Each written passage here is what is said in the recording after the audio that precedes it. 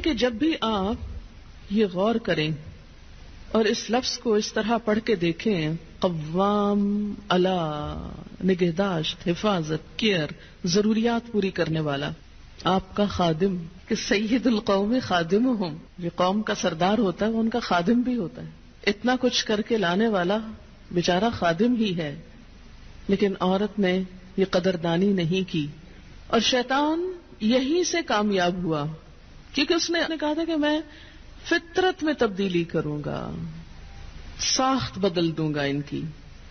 سب سے بڑی انسان کی بدقسمتی یہ ہے کہ وہ اپنے حال پر راضی نہ ہو، اور خاص طور پر وہ حال جسے ہم بدل نہیں سکتے۔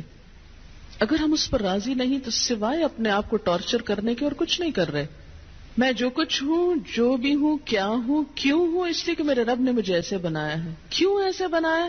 اس لیے کہ اس نے ایسا ہی چاہا، اور میرے ایمان کا حصہ ہے کہ میں اپنے رب کو اپنے سے بڑا سمجھتی ہوں، اپنی عقل سے، اپنی ہر چیز سے، اور جس کو بڑا سمجھتی ہوں، بڑا سمجھنے کا تقاضا یہ ہے کہ میں اس کے آگے سری تسلیم خم کر دوں، اس کی بات مان جاؤں، اس پہ راضی ہو جاؤں جو بھی اس نے میرے لیے فیصلہ کیا۔ اور اگر نہیں راضی ہوتے تو چلیے بدل لیجئے اس ترتیب کو اور پڑھ لیجئے النساء قوامات علی الرجال، بدلیے اس کو، صرف لفظ نہیں بدلیے، گھر میں بھی بدلیے۔ ذرا مرد کو بٹھائیے گھر، بچوں کی دیکھ بھال کرے، اور آپ جائیے باہر کما کے لائیے اور اس کو لا کے کھلائیے۔ تو یہ انصاف ہوتا؟ نہیں۔ ہماری عزت، ہماری قدر و قیمت اسی میں ہے، اللہ تعالیٰ کا ہم سے پیار اسی میں ہے کہ ہمارے لیے اس نے گھر جیسی باعزت جگہ بنائی، اور ایک شخص کو ہماری کیئر، نگہداشت، حفاظت کرنے کے لیے جسمانی ذہنی قوتیں دے کر پیدا کیا، جیسے کہ سورۃ البقرہ میں ہے وَلِلرِّجَالِ عَلَيْهِنَّ دَرَجَةٌ، تو وہ جو درجہ ہے وہ اس لیے ہے کہ کوئی بھی انتظام اتھارٹی کے بغیر نہیں چلایا جا سکتا۔ اگر کسی کو کسی چیز کا انتظام دے دیا جائے اور ساتھ اس سے اتھارٹی چھین لی جائے تو کام کیسے چلے گا؟ انتظام کیسے ہو سکتا ہے؟ مثلاً اگر کوئی شخص کسی ادارے کا ہیڈ ہے اور اس کے پاس اختیارات نام کو نہیں، کوئی اختیار نہیں، کوئی انیشیٹو لینے کا، کوئی ڈیسیژن لینے کا، کوئی کام کرنے کا، تو آپ دیکھیں کہ وہ کام کیسے کر سکتا ہے؟ کام کر ہی نہیں سکتا۔ تو اللہ نے جب مرد کو قوام بنایا اور ان کے لیے ایک درجہ رکھا، گھر کی کنگڈم میں انہیں ہیڈ قرار دیا، تو اس کے لیے ضروری تھا کہ ان کے پاس اتھارٹی بھی ہو۔ اور پھر دوسری بڑی بات یہ کہ وَبِمَا أَنفَقُوا مِنْ أَمْوَالِهِمْ، وہ اپنے مال میں سے خرچ کرتے ہیں، تو جو مال خرچ کر رہا ہے اس کا حق ہے کہ پھر گھر اس کی مرضی کے مطابق بھی ہو۔ اگرچہ عمومی طور پر تو کیا ہوتا ہے، وہ لا کے مال بیوی کو دے دیتا ہے اور وہ جیسے چاہتی ہے خرچ کرتی ہے۔ اب اس کا یہ مطلب نہیں کہ عورت اپنے شوہر کے مشورے کے بغیر جو چاہے مال کو جس طرح چاہے لوٹائے، جو چاہے کرے، نہیں۔ پھر گھر کی خوشحالی کا انحصار اس بات پر ہے کہ عورت اپنے شوہر سے مشورہ کرے۔ فالصالحات، پس نیک عورتیں، پہلے مرد کا رول بتایا گیا، اس کی ذمہ داری بتائی گئی، دوسری طرف اب عورت کا رول بتایا گیا۔ فالصالحات، پس نیک عورتیں، صالح عورتیں، ان کی سب سے بڑی خوبی کیا ہے؟ ایک نیک عورت کی سب سے بڑی خوبی قانتات، اطاعت گزار ہیں، بات مانتی ہیں۔ قنوت کا ترجمہ دو چیزیں ہوتی ہیں، ایک عاجزی اور ایک دوام۔ عاجزی کے ساتھ اطاعت اور مسلسل اطاعت، یہ نہیں کہ جب کوئی مرضی ہو، مقصد ہو، کوئی ضرورت ہو تو خوشامد کر لی اور اس کے بعد تو کون اور میں کون، نہیں۔ فالصالحات قانتات، نیک عورتیں شوہروں کی تابعدار ہوتی ہیں، اطاعت گزار ہوتی ہیں، فرما بردار ہوتی ہیں۔ اس کی وضاحت نبی صلی اللہ علیہ وسلم کی ایک حدیث بہت اچھی طرح کرتی ہے، ابن ماجہ کی روایت ہے۔ آپ صلی اللہ علیہ وسلم نے نیک بیوی کی خوبیاں بیان کرتے ہوئے فرمایا، مومن کے لیے خوف خدا کے بعد سب سے زیادہ مفید اور باعث خیر نعمت نیک بیوی ہے۔ جب وہ اس سے کسی کام کو کہے تو خوشی سے کر دے، جب وہ اس پر نگاہ ڈالے تو اس کو خوش کر دے، یعنی بیوی کا حال حلیہ بھی ایسا ہونا چاہیے کہ جو شوہر کو خوش کرے، نہ کہ گھر میں میلی کچیلی اور ساری زیب و زینت بازار کے لیے. اور جب وہ اس کے بھروسے پر قسم کھا بیٹھے تو وہ اس کی قسم پوری کر دے. جب وہ کہیں چلا جائے تو وہ اس کے پیچھے اپنی عزت و آبرو کی حفاظت کرے، اور شوہر کے مال اور اسباب کی نگرانی میں شوہر کی خیرخواہ اور وفادار رہے. تو یہ ہیں ایک اچھی بیوی کی خصوصیات جو نبی صلی اللہ علیہ وسلم نے فرمائی، جو اس آیت کی بہترین وضاحت کرتی ہیں. نمبر 1 اطاعت، اور اطاعت میں کیا کہ کوئی کام کہے تو خوشی سے کرے. اور نمبر 2 اگر وہ بیوی کے بھروسے پہ قسم کھا بیٹھے تو اس کی قسم پوری کر دے. اور اس اطاعت میں صرف یہ اطاعت ہی نہیں آتی کہ وہ کہے کھانا لا دو تو لا کے رکھ دے، اور وہ کہے کہ بازار چلو تو ساتھ چل دے.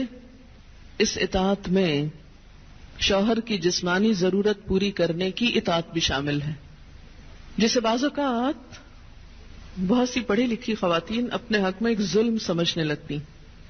ایک دفعہ کہیں میری ملاقات ایک خاتون سے ہوئی، کیمبرج یونیورسٹی سے انہوں نے لاء میں ایم فل کیا تھا. تو مجھ سے کہنے لگی کہ میرا ایک مسئلہ ہے. میں نے کہا بتائیے. کہنے لگی کہ میرا شوہر مجھے ریپ کرتا ہے میری مرضی کے بغیر. میں نے کہا قانون پڑھ کے قانونی ٹرمز ہی گھر میں بھی استعمال ہوں گی. شوہر اور ریپ، میرا تو سر چکرا گیا.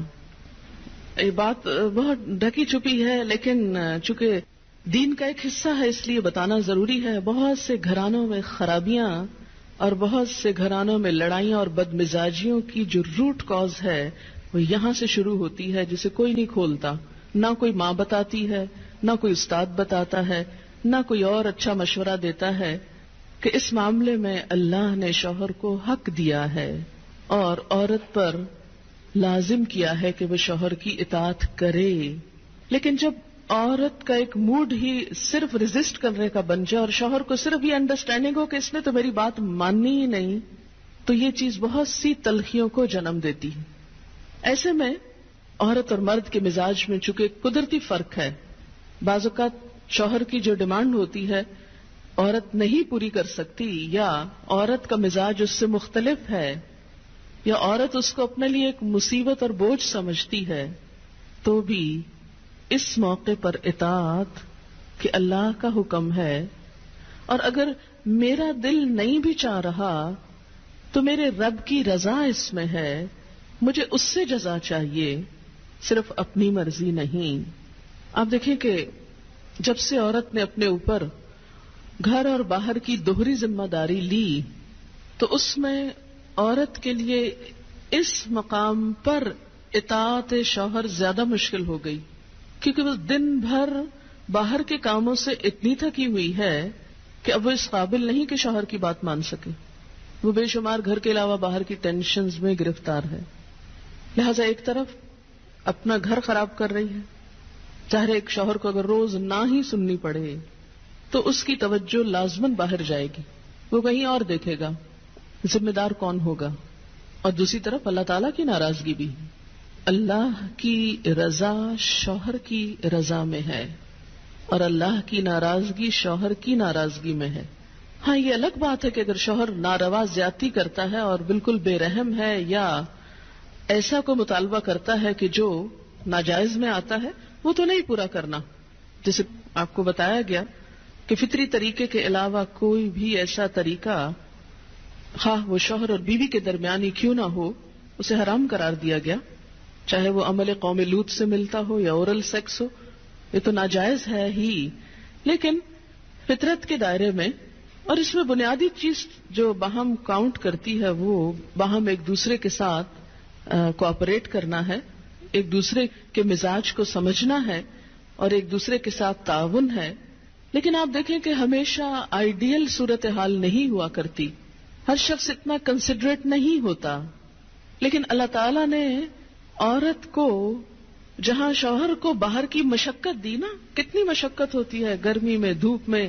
اب مثلاً ہر شخص کا ایئر کنڈیشنڈ آفس تو نہیں ہے کہ وہ وہاں بیٹھ کے کام کر رہا ہے. بہت سے مرد سڑکوں پہ سڑکیں بنا رہے ہیں دھوپ میں کھڑے ہو کر، کچھ کھیتوں میں کام کر رہے ہیں، کٹائیاں کر رہے ہیں فصلوں کی، کوئی اور مکان بنا رہے ہیں، دھوپ میں کام کر رہے ہیں، تو مرد اگر سارے دن کی باہر مشقت کرتا ہے تو وہ بھی ایک پینفل کام ہے، اور اس نے محنت کی اور بیوی کے لیے سارا آرام فراہم کیا، کھانا پینا باقی ضروریات.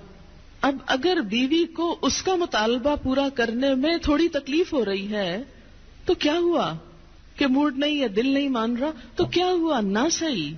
لیکن اس کے باوجود جو عورت یہ سمجھتی ہے کہ میں اپنے موڈ کے خلاف جا کر بھی اگر اپنے شوہر کو راضی کرتی ہوں تو یہ میرے رب کی رضا حاصل کرنے کا ایک ذریعہ ہے، تو آپ دیکھیں کہ یہ وہ چیز ہے جس کا صلہ آپ کو اللہ دنیا میں دے دے گا، کیونکہ آپ یہاں صرف شوہر کی نہیں اللہ کی بھی اطاعت کر رہی ہیں، کیونکہ ایک مسلمان عورت کو اس کے رب نے یہ حکم دیا ہے.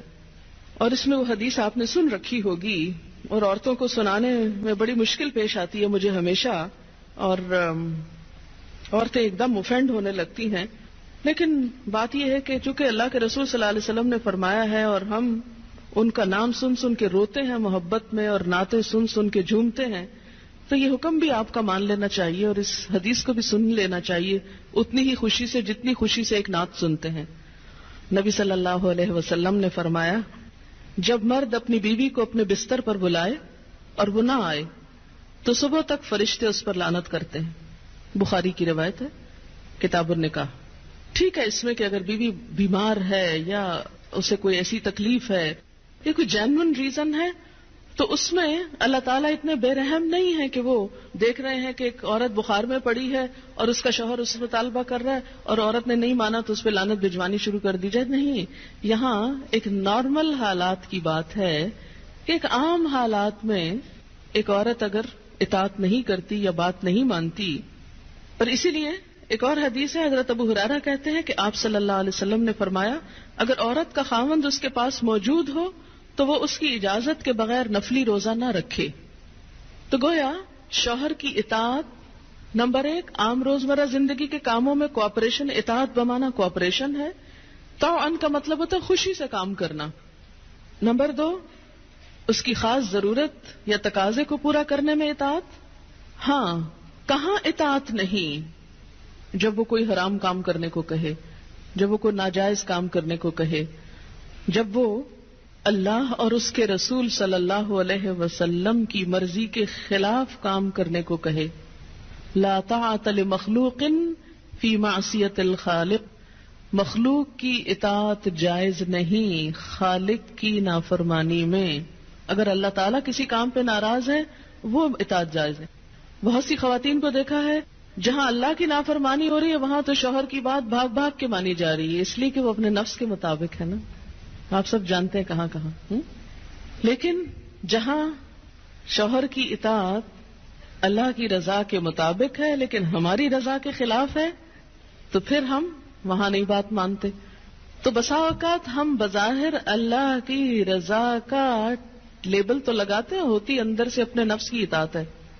اور بعض اوقات شوہر کی اطاعت کا لیبل لگاتے ہیں لیکن وہاں بھی اصل میں نفس کی اطاعت ہوتی ہے کہ ہمارا اپنا دل وہی چاہ رہا ہوتا ہے جو شوہر چاہتا ہے اس وقت. بعض اوقات کئی غلط کام شوہر چاہتے ہیں نا کہ بیوی